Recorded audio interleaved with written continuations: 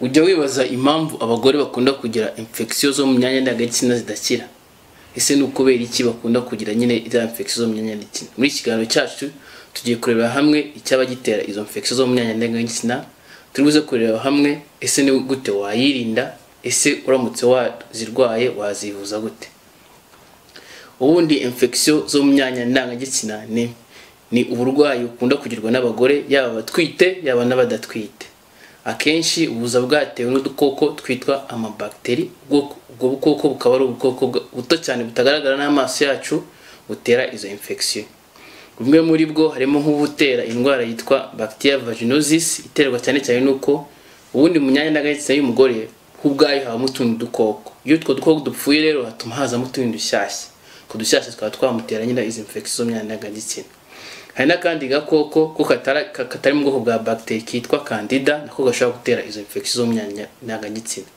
Hari utundi dukoko twinshi dutandukanye twandurira mu gukora imibonano mpuzabitsina, ukaba umugabo ugafite akakwanduza, harimo twita twa trichomonas, harimo twita twa chlamydia, kundi dukoko twose dushobora gutera infection zo mu myanya ndangagitsina. Ubundi ushobora kwibaza se umugore ufite infection zo mu myanya ndangagitsina ni ibimenyetso akunda kugira.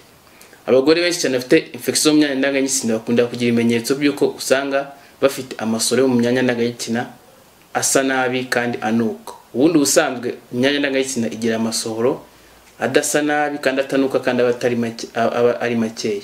Rero akenshi usanga umugore afite iyo infection mu myanya ndangagitsina agira ya masoro akaza asa nabi anuka.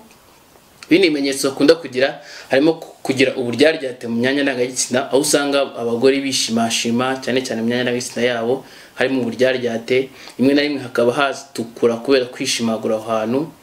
Ikindi none hari igihe bakora imibonano mpuzabitsina bakababara kubera ya infection mu myanya ndangagitsina. Ikindi none hari igihe banyara bakababara cyane cyane nk'iyo byagize mu yoro y'inkari. Rero nkuko nababwiye infection zo mu myanya ndangagitsina zishobora guterwa n'udukoko dutandukanye cyane cyane akakoko nabwiye kitwa ka candida, ko akenshi ukunda gusanga umugore aba yishima mu myanya ndangagitsina akagira amasoro asa umweru cyane cyane ariko atanuka. Mu gihe nk'iyo ufite trichomonas ukunda gusanga nyine nawe arishimye mu myanya ndangagitsina ko ya masoro yo ntago asa umweru, ahubwo ameze nkaho arimo amashyira nyine anuka cyane nabi, cyangwa ari gusa n'ubururu n'icyatsi nako, cyangwa se umuhondo ariko anuka cyane ubona nkuko amashyira asa nyine. Nono ya ndwara y'inabyo yitwa bacteria vaginosis yo akenshi yo agira amasoro anuka nk'igifi gipfura. Ni warabonye ifi imeze ukuntu umuhumuro wayo cyangwa ifi kigiye gupfa nyine kimaze iminsi nko muri firigo, nikuba binuka cyane cyane ariko amasoro yayo akaba adakomeye cyane, atari umweru ufashe cyane, ari umweru woroheje.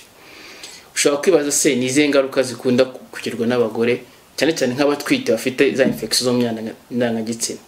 Urugero, abagore bafite infection zo mu myanya ndangagitsina usanga bakunda inda zabo zikunda kuvuka zitarageza igihe.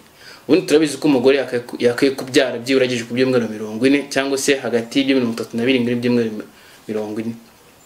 Rero akenshi abagore bafite izo infection zo mu myanya ndangagitsina ituma inda zishobora kuvuka kirikare, ugasanga umwana avushye atagije igihe afite ibiro bidahagije, cyangwa se none akaba yagira ibyago by'uko inda yavamo.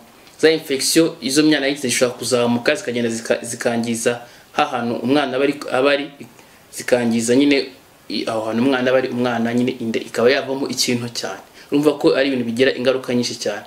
Kina none infection izo mu myanya ndangagitsina ishobora kuzamuka zikajya mu miyoborantanga, zikajya muri nyababyeyi zikahangiza, none nkuko umuntu utarabyara zikaba zahafunga akaba atazigera byara, akagira icyo twita infertilité cyangwa ubugumba.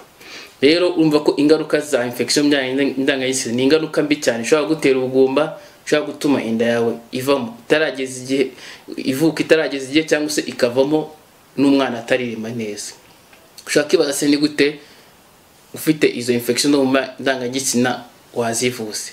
Icyambere cyo nakubwira hano nuko umuntu wese ufite infection zo mu ndangagitsina ntago ari byiza kwita wihutira kujya muri pharmacy ngo wakimite utabonye na muganga, kuko iyo uvuye utabashije kumenya infection ariyo ushaka gutuma ahubwo hakura izindi ugasanga urabyangije kurushaho. Icyambere cyo niba ufite bya bimenyetso nabyiye cyane cyane by'amasoro mu myanya ndangagitsina asa nabanuka, cyangwa ufite uburyaryate wishima ukora imibonano mpuzabitsina ukaribwa, cyangwa se ugasohora utuntu tw'uturaso tutari mu gihe cy'imihango, ukwiye kujya kwa muganga bakagusuzuma akamenya izo infection ufite ari izihe, kuko buri bwoko buvurwa n'imiti itandukanye. iyo muganga amaze kugusuzuma nibwo amenya imiti ari buguhe. Nk'uburyo kenshi kuri candida dukunda gukoresha imiti harimo za cotrimazole na za fluconazole, ni imiti dukoresha tuvura candida. Nko kuri ya ndwara nabyitwa bacteria vaginosis kimwe na trichomonas yo dushaka gukoresha flagyl cyangwa metronidazole. Gusa ariko ni ikintu cyambere kibanze aba ari ukubanza nyine ukamenya uburwayi mu nyizina urwaye ari iki. Tumaze kubona hanamwe infection zo mu myanya ndangagitsina, turebye ibimenyetso byayo, turebye ibishaka kuzivuza, noneho ni gute wazirinda, kuko akenshi abagore benshi usanga barazirwara ukamuvura bigakira nyuma y'ukwezi akagaruka yazigise. Impamvu akenshi nuko usanga ko uburyo bwo kuzirinda aba atabukoresheje. Uburyo bwo kwirinda infection zo mu myanya ndangagitsina rero bwa mbere harimo kwirinda gukoresha toilette publique cyangwa se gukoresha ubwiherero buhuye n'abantu benshi, kuko ubwa bwiherero buhuye n'abantu benshi iyo ubugiyeho havuye umuntu uzifite arazikwanduza nawe, kuko kenshi urabizi ko abagore bakoresha uburyo bakoresha ubwiherero biroroshye cyane kuba bakwanduzanya. Rero winda gukoresha ubwiherero buhuye n'abantu benshi. Cya kabiri winda koga mu myanya ndangagitsina yawe ukoresheje aya masabune asanzwe nyine. Ugukoresha amasabune ko biriya bituma nyine wica udukoko dushinzwe kurinda myanya ndangagitsina y'umugore, nawe bigatuma utundi dukoko tutabamo hariya dukura. Ibyo bita vaginal douching cyangwa koga mu myanya ndangagitsina mo imbere ukabyirinda. Kina none ni uburyo gukoresha isabune uri koga, biba byiza buriya udakoresha cyane cyane izi sabune zihumura, isabune z'imbuhuma cyangwa zirimo dodora.